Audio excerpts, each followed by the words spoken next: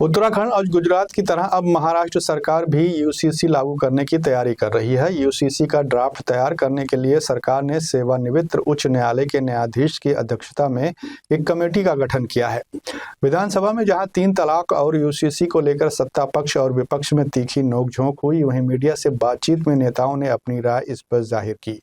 UCC लागू करने की मांग को लेकर सपा नेता अबू आसिम आजमी ने कहा कि समाजवादी पार्टी किसी भी धर्म के व्यक्तिगत कानूनों में हस्तक्षेप का विरोध करती है। विशेष रूप से मुस्लिम पर्सनल लॉ में किसी भी प्रकार की दखलंदाजी को स्वीकार नहीं किया जाएगा।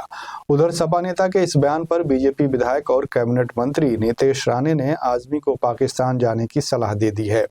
देखते हैं नितेश राणे, अबू आसिम आजमी और बाद में डिप्टी सीएम एकनाथ शिंदे ने ऑपरेशन टाइगर के अलावा समान नागरिक कानून को लेकर क्या कुछ कहा है।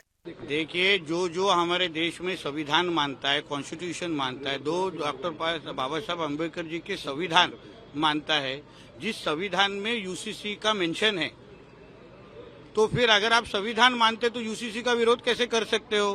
फिर तो आप शरिया कानून आपको चाहिए, तो वह हमारे देश में लागू नहीं है। तो जो देश में शरिया कानून है वहां पे निकल जाना चाहिए, क्योंकि हमारे देश में जो संविधान में जो लिखा है वो तो सारा का सारा चीज पूरा होगा। नहीं, अच्छा है, क्योंकि वहाँ के सांसदों को समझ गया था कि अभी उद्धव ठाकरे बचे नहीं है, वो उद्धव खान हो चुके हैं। अभी क्या वो मंदिर जाना बंद कर दिया, अभी 5 वक्त नमाजी हो गए, इसलिए उन्होंने हिंदुत्व के रास्ते पे चलने का निर्णय ले लिया।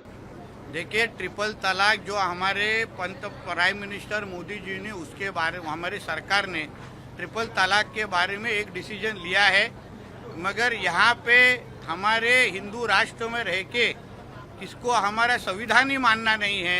हमारे केंद्र सरकार ने लिए हुए निर्णय या डिसीजन ही अगर उनको मानना नहीं है तो वो कभी भी पाकिस्तान और इस्लामाबाद में जा सकते, कोई रोक नहीं रहा है उनको।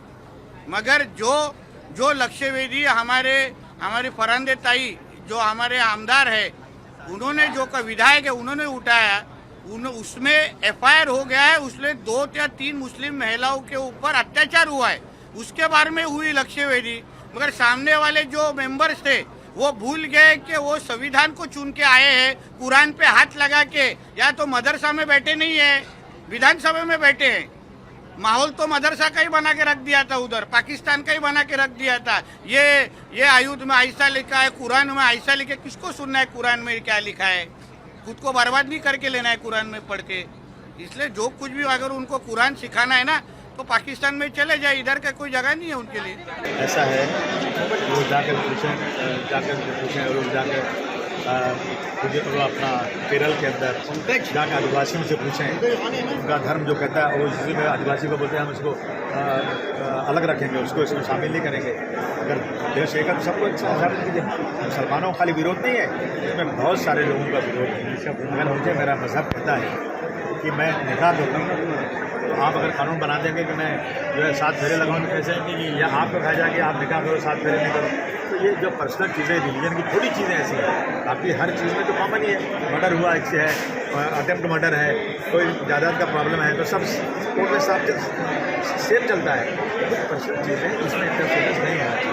दबाव है सरकार का इस पूरे मामले। सरकार जो सिर्फ और सिर्फ मुसलमानों को इस मुल्क में बर्बाद कर देना चाहिए और उन्हीं के कंधों पर चढ़ करके राजनीति कर रही है, सिर्फ मुस्लिम हिंदू कर रही है और कुछ नहीं। क्या विधायिका मनीषा चौधरी करेंगे जो समिति गठित किए जाने की बात की जा रही है? नहीं, हम तो जो हमारे खिलाफ होगा, मजहब के खिलाफ होगा, जरूर हम उसके ऊपर मुखालफत करेंगे। सर, विधायिका मनीषा चौधरी और विधायिका देवयानी फरांडे ने जो है ट्रिपल तलाक के मामले को और लव जिहाद के मामले को उठाया, क्या कहना चाहेंगे? लव जिहाद झूठ है ये जी। ज़्यादातर वही लोग मुस्लिम लड़कियों को फंसाकर और कहते हैं कोई लड़का नॉन मुस्लिम से शादी करेगा तो उसको हम 2 लाख रुपए देंगे, उसको हम सम्मानित करेंगे, उसको नौकरी दिलाएंगे। लेकिन मुसलमानों में आज तक गारंटी के साथ कहना चाहता हूँ, कोई भी ऐसा संगठन नहीं है जो ये कहता है कि जाओ हिंदू लड़कियों से शादी करके लाओ। कोई नहीं। अब लड़के आजकल के हैं, मॉडर्न हैं, उनको 18 साल की उम्र के बाद ये राइट संविधान ने दिया है अपनी मर्जी से शादी कर लें। कोई माँ बाप नहीं चाहते कि उसका बेटा उसकी बेटी किसी और रिलीजन में शादी करे, लेकिन बच्चे कर लेते हैं। तो ये कानून उनको इजाज़त दे रहा है। तो ये चीज़ें ज़बरदस्ती ला करके ना ये जो है मुसलमानों को बदनाम करने की कोशिश। सर, विधायिका सना मलिक ने भी जो है मुस्लिम महिलाओं के खिलाफ हो रहे अत्याचार का विषय जो है हाउस में उठाया है। नहीं, इन्होंने जो 3 तलाक की बात किया, 3 तलाक इस्लाम में अलाउड ही नहीं है। 3 तलाक देना बिल्कुल मना है, मगर तलाक एक ऐसी चीज़ है, इस्लाम में अलाउड तो है तलाक, लेकिन सबसे ज़्यादा नापसंदीदा है। जब मजबूरी है, जब बीवी से नहीं जमती शौहर की, तो उसे 1 तलाक देना है, ये अलाउ है 1 तलाक, और उसका महीने भर इंतजार करना है। अगर फिर वापस हो गया तो अपनी बीवी को रख सकता है। सर, लेकिन जो राज्य गृह मंत्री है योगेश कदम, गलत कदम उठा रही है। सर जो राज्य गृह मंत्री है योगेश कदम, उन्होंने आश्वासन दिया है कि यूसीसी हम लाएंगे। क्या नहीं, कुछ भी लाएंगे, कुछ भी ला सकते हैं। ये तो चाहते हैं कि एनआरसी ला के मुसलमानों को यहाँ से निकाल दें। ये तो मुसलमानों को लोअर बंग शहरी बनाना चाहते हैं। मुसलमानों को गद्दार कह रहे हैं, इनकी वफादारी इनकी है ही नहीं। ये सारी की सारी जो है वफादारी को जो है वो गद्दारी में बदल करके नई बुकें छाप रहे हैं। क्या मतलब इसका? सर, क्या लगता है आपको मुसलमानों को टारगेट किया जा रहा है? क्या लगता है टारगेट किया जा रहा है? टारगेट किया जा रहा है इसलिए कि ये दिखा करके ना मेजॉरिटी को अपने साथ लाना है और कुछ नहीं।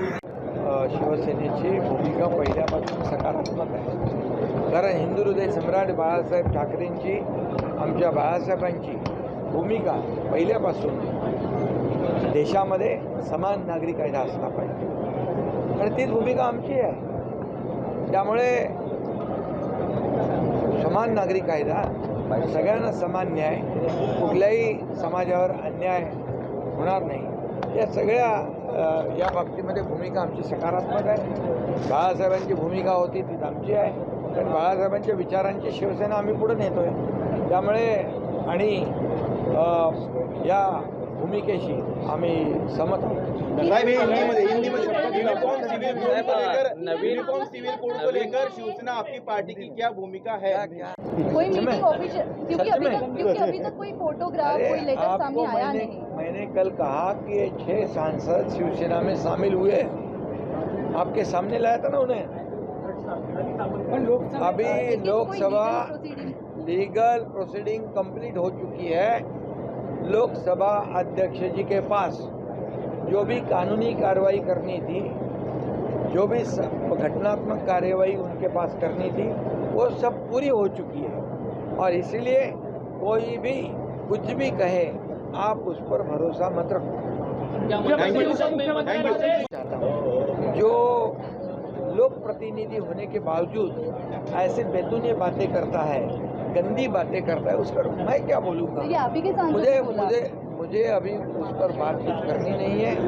हमारे जो सांसद है, ये सांसद जो है ये डेवलपमेंट के लिए आए हैं, और हम किसी को अड़ाने के लिए नहीं, किसी को तोड़ाने के लिए नहीं, हम शिवसेना बढ़ाने के लिए आए। आगे शिवसेना आगे और बढ़ेगी। कल 4 विधायक एब्सेंट थे, आगे शिवसेना और बढ़ेगी। आने वाले दिनों में देख पाएंगे विधायक या नगर सेवक या ये बात आप उनको पूछिए, मुझे पूछने की आवश्यकता नहीं।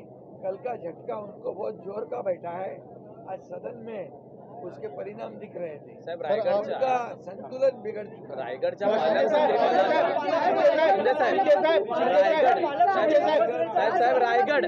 रायगडच्या पालकमंत्री पदाचा तिढा सुटलाय का?